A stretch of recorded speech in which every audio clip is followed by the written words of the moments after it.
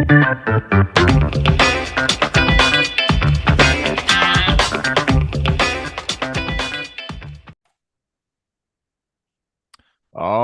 right. Welcome back to another episode of the Real Estate Investing Club.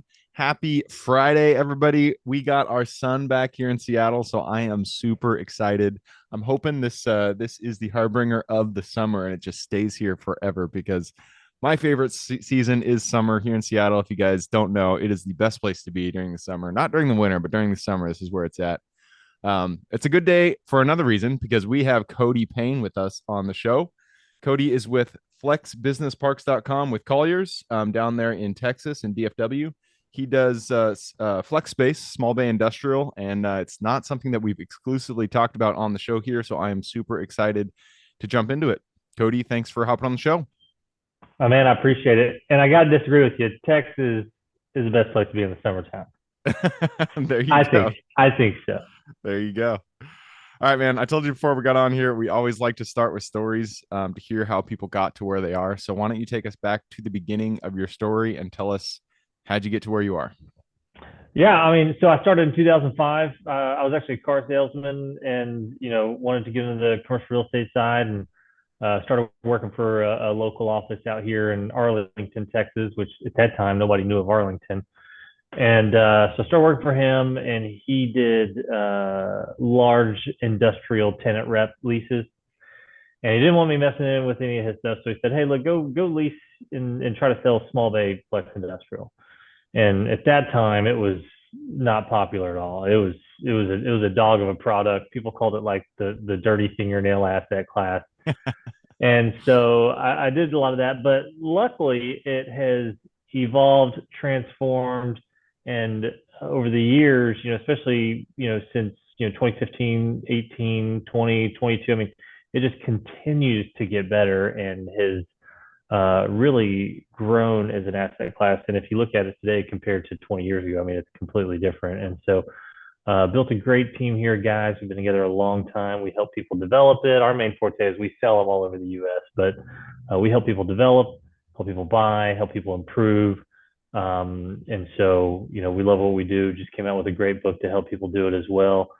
But yeah, that's my story. I actually got married as well. If we want to add that on earlier this year. Congratulations. So, hey, thank you. And so, just work on completing other stages in my life. I love it, man. Yeah. So small bay industrial has definitely, I feel like in the past couple of years, it's not like the most popular asset class, but there's been a lot more talk around it. And so in your opinion, why has it become, what has been the impetus for it to become popular? Like, why are people looking into it more these days? So that's actually a really good question. We get asked that all the time is why the popularity jumped so much over the past 4 years. On the buyer side, it's going to be because of inflation. And so besides self-storage, it's one of the best inflation fighters you'll get in commercial real estate. And so we've got a lot of people coming from the office sector to small bay flex. We've got a lot of people coming from retail and even multifamily. And because whenever you have a tenant leave in an office building, as you know, it can be very costly to refinish it out, and also the time on market and whatnot. And so on the small bay flex side, very similar to storage, is when a tenant leaves, the refinishing out the space is generally on the cheaper side, very minimally. And the tenant pool also has continued to expand as well. And so, a long time ago, these just on that point, I don't mean to jump into this, but no. why? Who is the customer for small bay? I know it will range, but when you're talking about the pool of people out there available that are looking for these small bays, like who are the people that are renting these? So you've got them anywhere from, small general contractors, right? Landscapers, pool companies, cabinet guys. But that's actually the unique thing about it is it has expanded, because that's all it was back in the day was just companies like that, electricians and whatnot. Yeah. And now you can go to some of these parks and you'll see retail tenants there. You'll see commercial kitchens there. You'll see office tenants there. It has expanded quite a bit. And a lot of that is because we're actually selling a park out here in Fort Worth right now. and it's got several retail tenants in there. Interesting. And I was actually Oh, I talking to can one of them, for and they were like, retail. yeah, they I were like, we don't need frontage anymore. yeah, And, our business isn't derived off of people driving up to it and seeing the Google. location. That makes Yeah. sense. And Yeah. so they've got a space there. It's very flexible for their needs. It allows them to expand and downsize at need.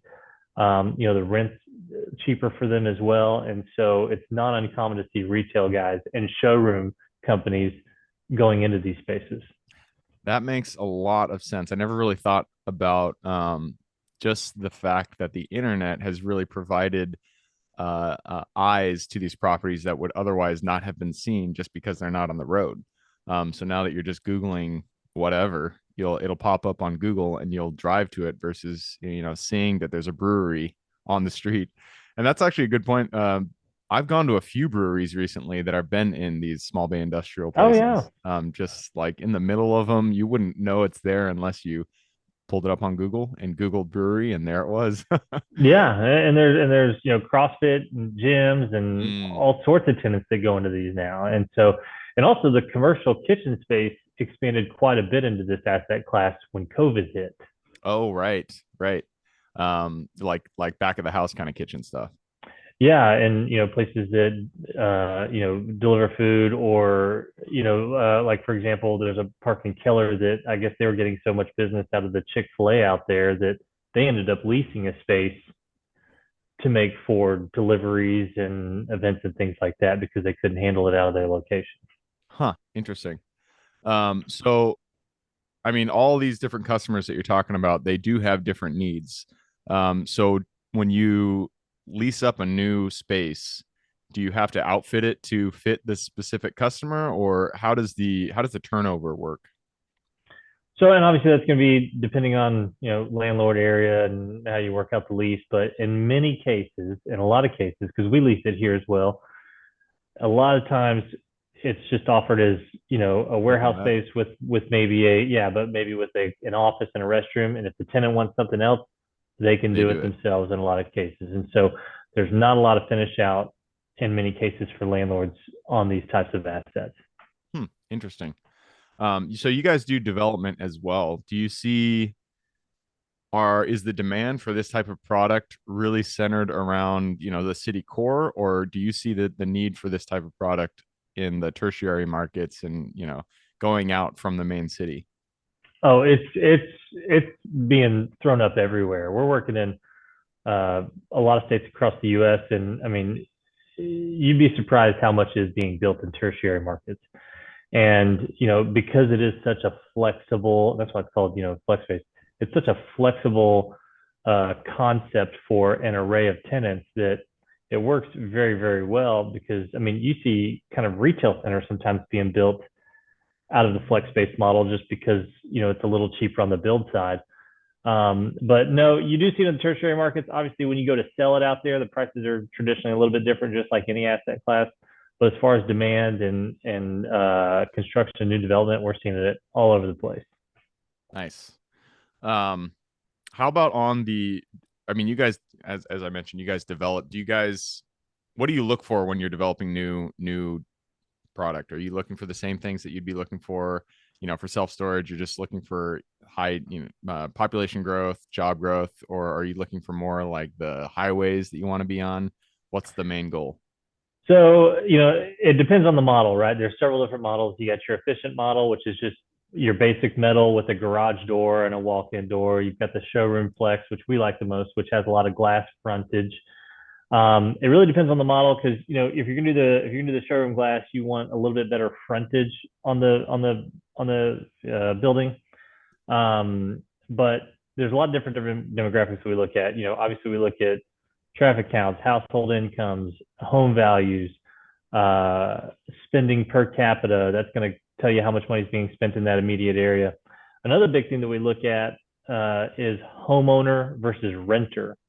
And we Mm, like that homeowner to be at least 70% because if you're going to have, a building that you're filling up with contractors and all these other people that are, providing services to the area, if you have too much multifamily in the area, there's not going to be enough business for those guys, right? There's not going to be enough business for the pool guys and and the landscapers and Oh, whatnot. And right. so That makes you sense. really, yeah, so you really want to focus in on that. And I mean, we can show time and time again where it's built in heavier multifamily areas and the rents just aren't as high and the on market leasing time is a little bit longer. And so you want to tailor to the area and and also build the building that tailors to the tenants for the area. Yeah. Yeah, that makes a lot of sense. For people who are interested in this asset and they want to go out there and buy one, I'm assuming most of this is found on market. Are there a lot of mom and pop owners of this? Like, for self Oh, there's a storage, mobile lot. home RV, we go Oh, out, we yeah. just do. Okay, so you guys, it's the same kind of thing. It's not like traditional industrial where it's all owned by bigger companies. These ones, it's a lot of mom and pop. Yeah, a majority of it is small private ownership. So it's going to be very similar to, self storage back in the day. I know self storage is heavier institutional now than it has been in the past. Flex just isn't there yet, and so it's on the rise. You've got a lot of institutions that are investing in it. As you know, Blackstone bought a bunch of it a couple of years back, and you've got quite a few others that are getting into it. But yeah, if you're looking at buying it, I mean, there's still really good opportunity. A lot of it's sold very, very quickly. We do a lot off market, and so it's a very tight niche asset class still. What are like market cap rates for Flex?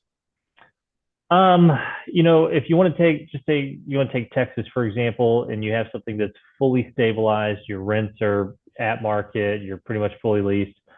In today's market, early summer 24, you're probably going to be in the low sevens. Low sevens. Okay. Yeah. Wow. Even with I mean, that's essentially the interest rate you'd be getting on your loan is a low seven. So that's tough. Um, There's so many people. The reason being is because there's so many people from other asset classes coming to it. mm, And so it's been a funnel for people leaving the office sector and retail and multifamily to come to something that has a little bit less capital involved in it. yeah. And so that's the reason it's still selling very, very well is because even your traditional flex buyers, if some of those have dropped off because of interest rates, we've got a lot of people from other asset classes coming over to it. That makes sense. When you're looking at these to buy them, is there any like specific requirements that you look for in the structure itself, like clear height, the size of the front office, anything like that? I like the clear height to be at least 18. 18. You'd be surprised how much of it's 12 to 16. Mm. That And the kind of hurts reason for that is people. just because of the bigger trucks that come in there, or No, it allows people to stack a little bit higher because you got so much e-commerce and you got so many home businesses that, will go to these places and they need to maximize the space. And mm, if you got a 12, 12, 14 foot ceiling, I mean, you can only stack so it's high. like, And yeah. so, these guys are really trying to get, and it's just like storage, right? Like, a lot of people don't want a 7 foot high ceiling in a storage facility. They want to pack that thing up as high as they can. And so it's really no different in these because also the higher you go will also allow for you to have mezzanine space in some Mm. cases Oh to yeah, then have more storage and second uh story kind of stuff. Yeah. yeah, and so I'm a real big fan of at least 18-foot clear height. I like side yard storage where you have a fenced in side yard for the Mm. tenants as Hmm. well. Those are like gold right now across the US. And so Is that just because um people can park their vehicles, equipment, yeah, trucks, equipment? Okay. materials, all that kind of stuff. And I mean, a prime example, we sold two parks out here over off Metro Tech. One didn't have side yards. They were getting $10 gross. The other had side yards. They were at 12.50 to 14 plus triple net. So they Wow, were that's a nearly huge jump. $14 to $16 a foot difference just by having the side yard. Yeah. And so those things are like golden. So there's a lot of amenities you can do to these parks. People add on covered parking, they add on storage units, but side yards is by far our favorite. Interesting. So in terms of your guys' company, what does the next like 2 to 3 years look for you? What's the goals that you guys are going after? We want to continue to help people build these across the U.S. We're a big proponent on that. We want to continue to invest and build them ourselves as well. We put together small funds and syndications to purchase them as well. And so we're on a very good track record to continue to do that. And, obviously we want to continue to try to be the face of the small bay flex space. And so just increasing our knowledge base across the US because all these markets are different.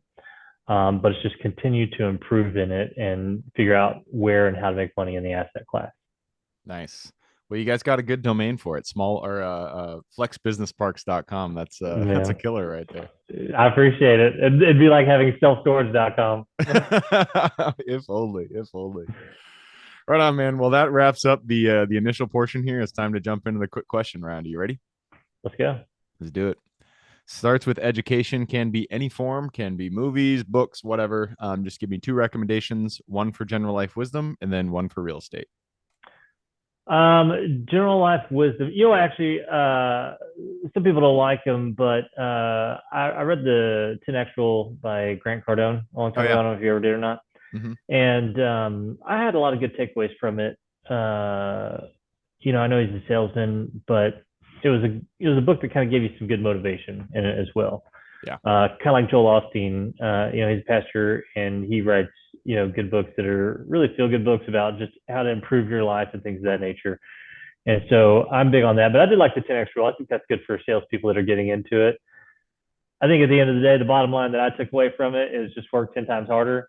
Yeah. It's kind of what the book said. And everything is harder than you think. Just just yeah. go into it knowing that. And so I did like that one. And then obviously our book that we made, Flex Space Domination, I think that's probably one of the best books you'll find on the marketplace. There you go. And if people wanted to buy that, they'd find it on Amazon. Oh, it's on Amazon. Yeah. Yeah. Perfect. All right. Next question is for your younger self. Let's go back to the Cody, who was still a car salesman back in, I don't know if you mentioned the year, but back in the day. Go back to him, look him in the eye, give him one piece of advice moving forward. Um, I would probably say just have a little bit more patience. I was very impatient, very, very impatient. And so trying to rush things, trying to push things, whether it's personal or business, I was very impatient individual. And I called it, tenacity and aggression, but it was impatience at the end of the day. Yeah. And so I think sometimes when you push things too hard to make something work, whether it's personal or business, it just sometimes doesn't work out the way you want it because you're trying to force it. And so I think just have a little bit more patience and you'll be good to go. And now I got all the patience in the world. I'm like, it'll get done when it What gets happens, done. happens. Yeah, yeah, it's a lot different now. That is that's a difficult lesson to learn. It's kind of like one of those balancing acts. You don't want to be or too relaxed and too unconcerned about what happens, but you don't want to push too hard because and care so much about the outcome. And finding that golden mean is a difficult life lesson to learn. It definitely comes with age, I feel like, but Oh yeah. I mean, but there's a million things I would have told myself. I would have told myself to eat better, to exercise. I mean, there's a million things I would have all said. of the above. Right on. All right, next question is about the US. It is a big place. There's a lot of opportunity. Give me the single metro you're most excited about investing in today. DFW. DFW. It's a good one. I think so. Yeah. San Antonio's also a good one. Yeah. Anywhere in Texas, really. Anywhere in that Yeah. triangle. Austin's gonna be it's a little tougher, just because it's so hot and such high demand and prices out there are a little higher, and you can get much better deals, I believe, in Houston, DFW, and San Antonio. But yeah, I like DFW a lot. There's a lot of different aspects to it, and as you know, I mean, they're almost two different cities. Yeah. Well, they are two different cities, but Houston's just Houston. DFW is just known as DFW, but Fort Worth mentality, Dallas mentality are two very different mentalities. Yeah. Yeah, and it's a massive city. I remember flying into can't you guys have two airports out there. I think it was Love Field and DFW. yeah, one of the two. But I just was thinking like this is a massive airport. I was driving through it. I had my rental car and I was driving through it, and I feel like I drove for like 10 minutes and I was still in the airport. It was nuts. Yeah, they keep expanding it. Keep growing. All right, next question is finding deals. It all starts with getting in contact with the seller and penning up that purchase agreement. So, what is your favorite way to generate leads and find good deals? So our best way is we call directly.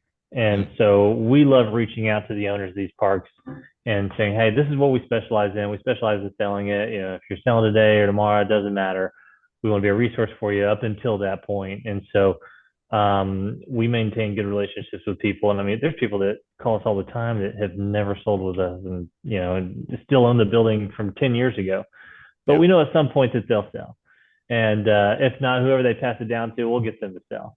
And so, we stay very diligent on owners, but we're also very niche specific too. And so, we're not calling on retail, we're not calling on multifamily. I mean, we're just calling on our craft only. So it's a little bit easier than people that are more on the generalist side of real estate. Yeah.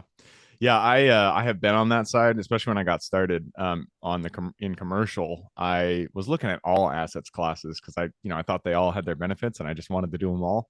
But when you focus, that's really when things work because you know how to have those conversations. You can build out your database on that that specific niche.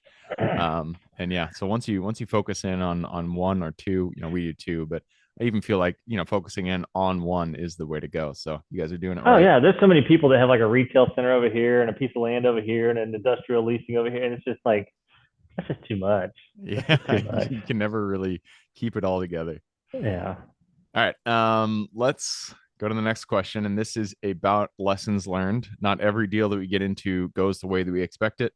Sometimes a wrench is thrown into the mix and things go sideways, but that's when we learn our biggest lessons. So, what was a deal that went a little bit sideways for you guys? And then what was the lesson you pulled from it? A deal that went sideways and a lot. I mean, look, deals go sideways every now and then. That's just part of the game. I think whenever they go sideways, and I'm trying to think of one that did. We did have one that did, and it was a. I think what we learned was, understanding where the seller's position was, and at the end of the day, they just want a seller. We Mm, had a guy that wanted to sell. We brought his deal out to a bunch of our investors, gave him several offers. He wouldn't move a penny on it. And not that you have to, but I'm a big believer if you don't want to sell, don't list it. Uh, and so, I told him, hey, this can make us look bad if you have a deal for sale and we're not even responding to offers and whatnot. And so at the end of the day, probably should have vetted him a little bit better. But as you know, sometimes sellers think they want to sell and they get into it and they have a little bit of seller's remorse. And look, I'm a classic car guy. I got a bunch of classic cars, and I've sold some that I wish I hadn't. But when you say you're going to sell something, you need to sell it. And so yeah. that was actually a recent deal that we had that we gave an offer and he didn't want to do it. And so, but some things are just out of your control, and we just say, hey, look, you don't want to sell, you don't got to sell. Yeah. Yeah, it is. And I've been there. Saying you're going to sell a deal and then getting to the actual action of selling the property. And then you're like, do I really want to sell this? I put so much work into it. It's cash flowing right now. I, So it's a tough one, but yeah, once you make that decision, you got to stick with it because there's a lot of people involved and you don't want to waste people's time. So that is what was the lesson there? the lesson was, I don't know, actually. Um, vet people more. There you go. vet the selling more. Hey, do you really want to sell? But it's not as emotional in commercials, like in residential, which I was actually talking to a residential realtor the other day, and they say they get that quite a bit. And because it's a lot more of an emotional asset class or a lot more of emotional transaction. But no, the lesson was, just because we're expected to do our job, we expect everybody to do their job, Yep. and so just make sure the expectations are outlined. There you go. Communication. All right, that leads us to the very last question. This is for the listeners. You've given us a lot to think about, so I'm sure people want to reach out, get in contact with you. This is a two-parter. Where can they find you, and then what can they expect when they reach out? Flexbusinessparks.com. Easiest place to find me. Any of the guys here. Go there, check it out. Anything you need to know about Flex Business Parks, you'll find it there. That's the best place if you want to learn about the asset class or get in contact with us. That's exactly how you do it. Perfect. And All we'd right. love to talk to you. We'd love to talk to you. There you go. Give them a call. Just have a chat. That is flexbusinessparks, plural.com. I will put that link in the show notes. So if you guys want to reach out, just click the little more in the description. It'll pull down that full description. And in there, you can find the link. All right, Cody, that wraps it up. Thank you very much for hopping on the show. Yeah, thanks for having me. Absolutely. For everybody who's here with us today, thank you guys for showing up. You are the reason we do this. So if you guys have any questions, reach out to me, Gabe at therealestateinvestingclub.com. If you want to support the show, just give us a review on Apple or Spotify or whatever it is you're listening to this on. Other than that, I hope you guys have an absolutely fantastic week. Keep rocking real estate, and I look forward to seeing you on the next episode.